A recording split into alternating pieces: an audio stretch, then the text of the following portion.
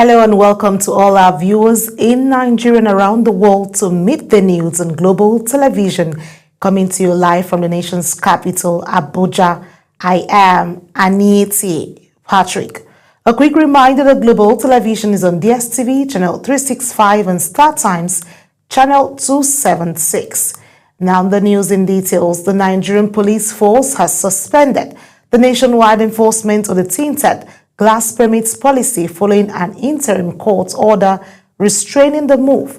The force had announced that it would resume enforcement of the policy starting January 2nd, 2026, citing its responsibility to ensure public safety and internal security. However, in a statement, Force Public Relations Officer Benjamin Hundeyin said it was served with an interim order in a suit restraining the police from proceeding with enforcement pending the hearing and determination of the substantive suit or the vacation of the order. The first Friday of 2026 set the tone for the year ahead as worshippers across the Federal Capital Territory gathered for Jumat prayers, reflecting on faith, unity, and responsibility in a time of growing challenges and renewed hope. At the Central Mosque, the sermon delivered a clear message: spiritual renewal must translate into action. Sadia Yakubu reports. The first Jumu'at of the year is more than a routine prayer. It is a moment of reset. At the Central Mosque in Abuja, worshippers listened as the Imam delivered a sermon focused on renewal, resilience, and purposeful living in the year ahead. With the festivities of the holiday season behind them, the message was firm and direct. Faith must guide conduct, decisions, and service to humanity, especially in uncertain times. The Imam reminded the congregation that a new year presents a divine opportunity to cleanse the heart, correct one's path, and recommit to righteousness. He stressed gratitude, self-reflection, and obedience to Allah as foundations for personal and collective growth. These 12 months regarded as a year by every human being, but only that the year or the name of the year differ in accordance with the understanding of people. Worshippers echoed the message, noting that the sermon served as a timely reminder to strengthen faith, improve character, and remain mindful of responsibilities to God and society. Brothers and sisters in Islam, as well as our neighbors, let us know that Nigeria is our country. It is our duty to protect this country of ours, to do all what we can to make sure we coexist among ourselves. As the prayers concluded, worshippers left with a renewed sense of purpose, determined to bring the year grounded in faith, unity, and service. Sadia Yakubu, reporting for Global Television News. Festivities in Abuja continue as many usually busy roads remain dry, with limited vehicular movement and fewer people on the streets. Correspondent Ubong Usoro reports that many residents are still spending quality time with family and friends. But in Abuja, residents remain in celebratory spirit as New Year festivities continue, resulting in dry roads across the city. Major roads and neighborhood streets across the Federal Capital Territory show reduced traffic, a clear sign of the holiday period. Speaking with Global Television, Abdurrahman Mohammed said many residents are still visiting family and friends and gathering at relaxation spots to enjoy the new year. Yes, usually it's not a working day, it's a day people are supposed to rest. Some residents say the reduced traffic and dry roads have made movement easier for those with vehicles, although it has been a bit difficult for people waiting for taxis to find transportation. People are still celebrating the new year. This is the new year season, and several Abuja residents have traveled out. And then the few ones that remains are either indoor or just strolling around. As the New Year celebration continues, Abuja residents remain hopeful and optimistic that by Monday, activities will be back to normal. But for now, the celebration continues. Ubong Usoro for Global Television News. The National Working Committee of the New Nigeria People's Party, NNPP, has dissolved its Kano State Executive, as well as all local governments and ward leaders, ahead of the defection of the state's governor, Abba Yusuf's defection to the All Progressives Congress, APC. NNPP National Publicity Secretary Oladipo Johnson said the National Working Committee plans to establish a caretaker committee soon. NNPP national leader and former Kano State Governor Rabiu Musa Kwankwaso and Governor Yusuf have been embroiled in a political crisis, with the governor reportedly on the verge of joining the APC, a move strongly opposed by Kwankwaso. The Federal High Court in Abuja has fixed January 7 to rule on the bail applications filed by the former Attorney General of the Federation, Abubakar Malami's son, his son Abubakar Abdulaziz, and his wife Bashir Asabi.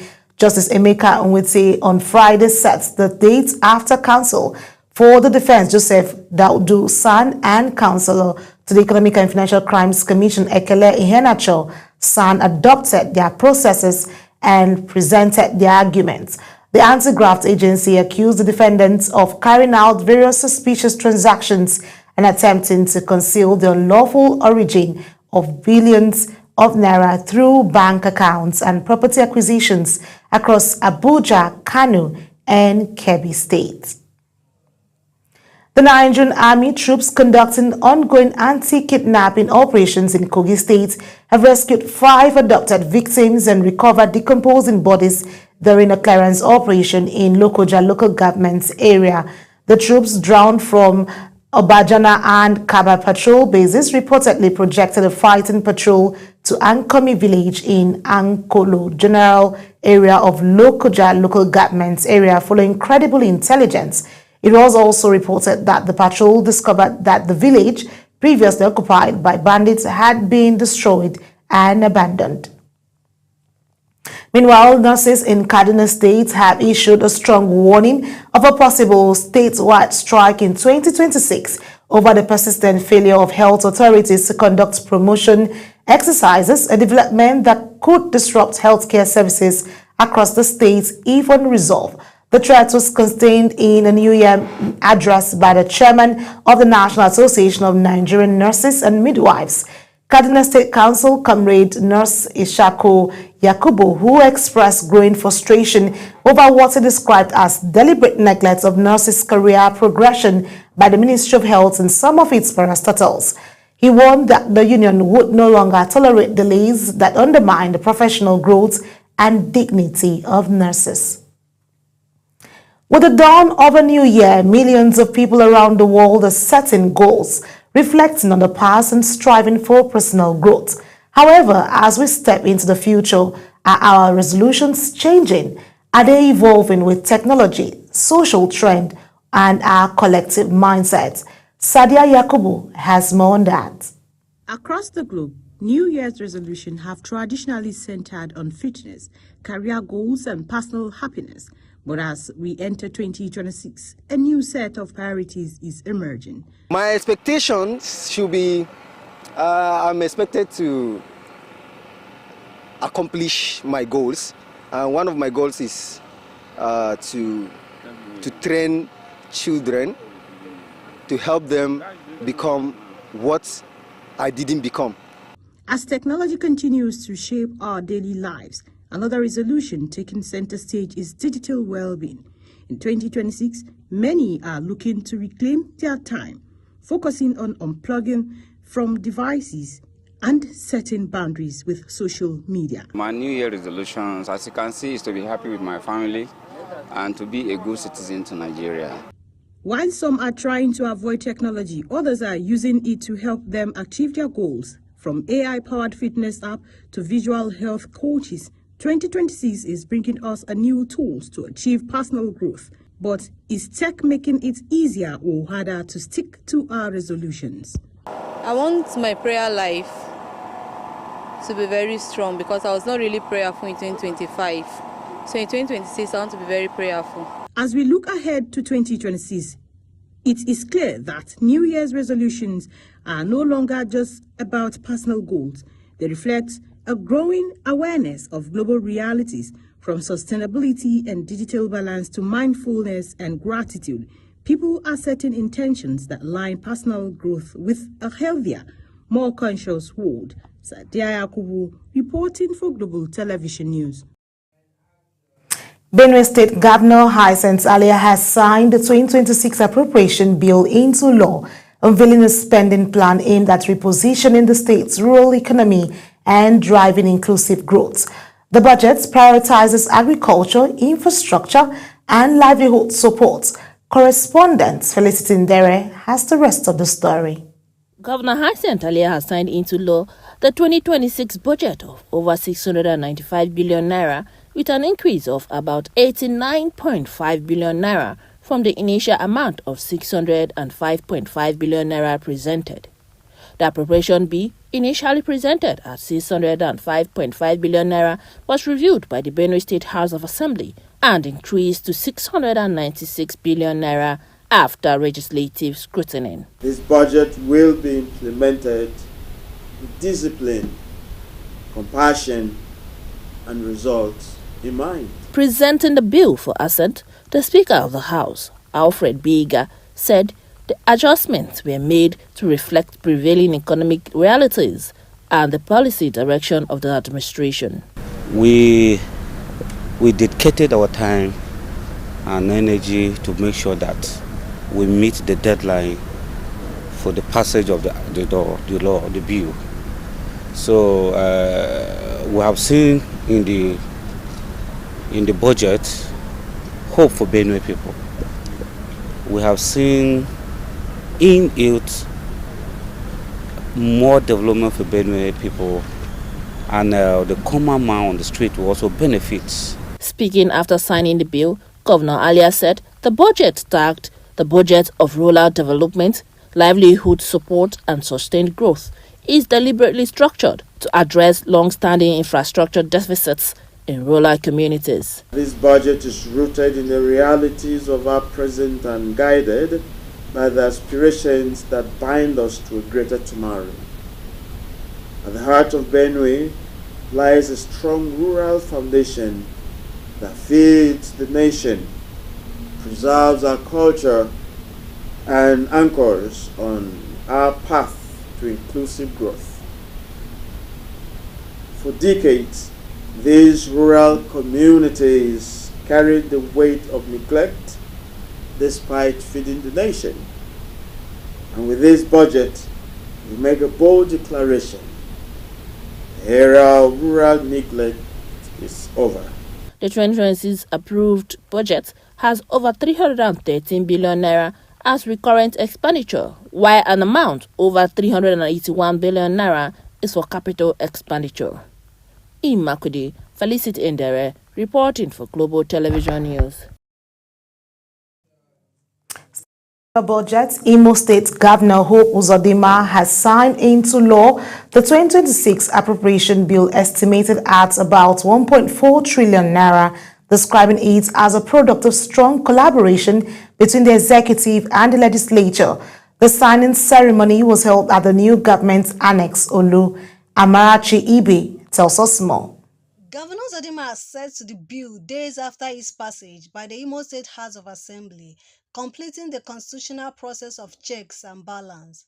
Governor Uzodinma says the transition of the budget from estimates to law reflects democratic strength and commended the lawmakers for their diligence. He described the budget of economic breakthrough as ambitious, noting government's commitment to revenue generation, completion of ongoing projects, and sustained infrastructure development across the state. So as a government, we work to generate the revenue and not spend the revenue. And you can see how ambitious this year's budget is. A signal that we must fasten our seatbelts to look for the money so we can spend the money for the people. So all the projects that are ongoing, critical projects in Imo State, we have no plan to leave anyone uncompleted before the end of our tenure. governor adds that the budget will boost small and medium-scale enterprises, attract investments, and strengthen revenue-generating agencies. He thanked the president for providing the funds for states. So these are the kind of things I want us to take note. And this budget is very comprehensive and detailed. This budget has taken care of, if well implemented, both the small and medium enterprises, local and foreign investors, and all the revenue generating agencies will have an environment to operate. This is the whole idea why it is called Budget of Economic Breakthrough. By the end of the signing of the 2026 budget set the stage for a new fiscal year, with the state government expressing confidence that it will deliver measurable benefits to Imo residents. From the Government House Annex Olo, I'm Marachi Ibe, reporting for Global TV News. You're watching the live broadcast of Midday News. When Midday News returns, Nigerian government releases 3 billion naira for Super Eagles campaign. Details coming shortly, plus business and foreign stories on the other side of this break. Please stay with us.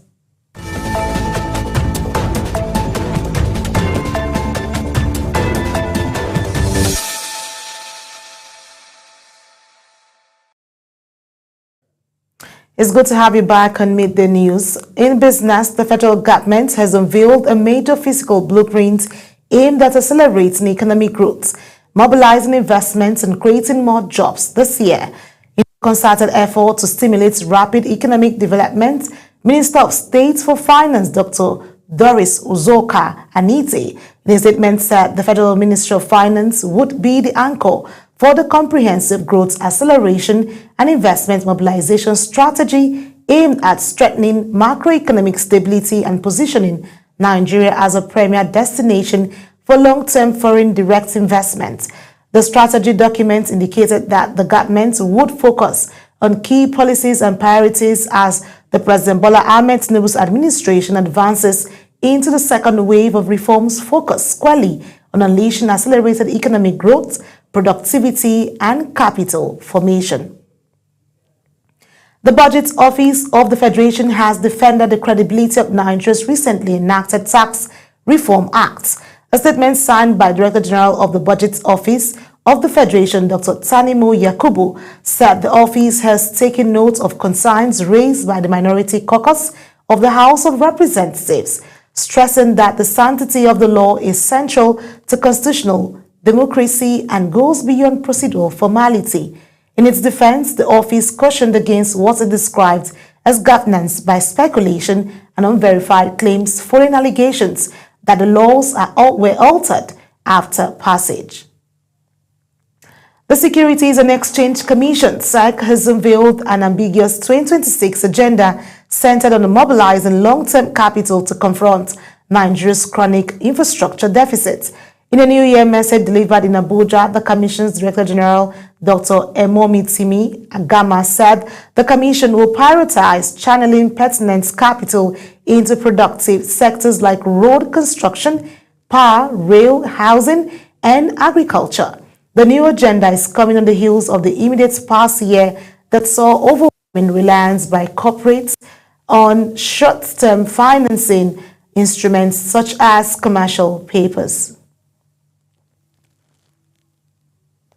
And on the foreign scene, the Democratic Republic of Congo has accused Rwanda of killing more than 1,500 civilians in the Congolese East since early December, when the Kigali-backed M23 militia launched a fresh offensive. In a statement, the Congolese government attributed this figure to civil society, confirmed by humanitarian sources and state services. Congolese authorities described the new wave of attacks as a clear act of aggression against national sovereignty and a serious and repeated violation of international law. Israel says 37 humanitarian agencies supplying aid in Gaza have not met a deadline to meet security and transparency standards, stating that they would be banned from the territory despite an international outcry.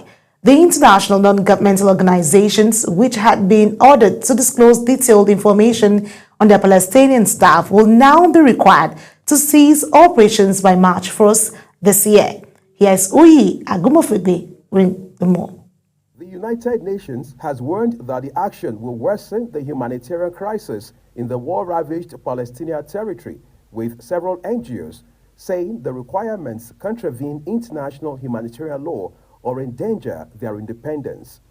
Teresa Leibowitz, Deputy Director of Physicians for Human Rights Israel, believes that implementation of these regulations and adding additional obstacles on the affected organizations is part of efforts to weaponize the delivery of aid as part of a broader systemic dismantling of civilian life in Gaza. On the people of Gaza, it has a direct effect. It means that international organizations that have expertise, that are known around the world for providing humanitarian aid, that have expertise in Gaza itself, that have the trust of the community there, that have connections, will no longer be able to do what they have done. Israel says the new regulation aims to prevent bodies it accuses of supporting terrorism from operating in the Palestinian territories. A ministry list indicates that prominent humanitarian organizations hit by the ban include Doctors Without Borders, the Norwegian Refugee Council, World Vision International, and Oxfam. In Doctors Without Borders' case, Israel accused it of having 2 employees who were members of Palestinian militant groups Islamic Jihad and Hamas. Uyi Agumofwegbe, reporting for Global TV News. Meanwhile, Venezuela President Nicolas Maduro says it is open to negotiating a deal with the United States to combat drug trafficking while remaining silent on a reported CIA-led strike on his country last week. He made the statement during an interview where he struck a more conciliatory tone towards the U.S. amid Washington's months-long sanctions and military pressure campaign. Maduro also announced the release of more than 80 prisoners accused of protesting his disputed victory in the 2024 election, the second such release in recent days. And in sports, world record holder Tobi Amosun has kicked off the new year with an amazing feat of being ranked as one of the top 3 athletes in the 100-meter women hurdles category of the 2025 season. According to a review on the World Athletics official website, the 28-year-old hurdles queen is currently ranked in 3rd place with a total ranking of 1,430 points and a season best time of 12.24 seconds, marginally behind Ditaji Kambodi of Switzerland at 1,449 points and America's Grace Stark holding on to 1,457 points. The federal government has approved the release of 3 billion naira to support Super Eagles' ongoing campaign, reaffirming its commitment to the national team's success on the international stage. The funds are expected to cover players' logistics, technical preparations, match bonuses, and other operational expenses as the team continues its competitive engagement. The Nigerian Football Federation (NFF) says the timely intervention is aimed at boosting the morale and ensuring the players and officials have the resources needed to perform at their very best. And that brings us to the end of Meet the News. A quick reminder that Global TV is on DSTV, channel 365 and StarTimes, channel 276. Kindly follow us across all our social media platforms now showing on your screen using @GlobalTVNG. I am Anieti Patrick. Bye for now.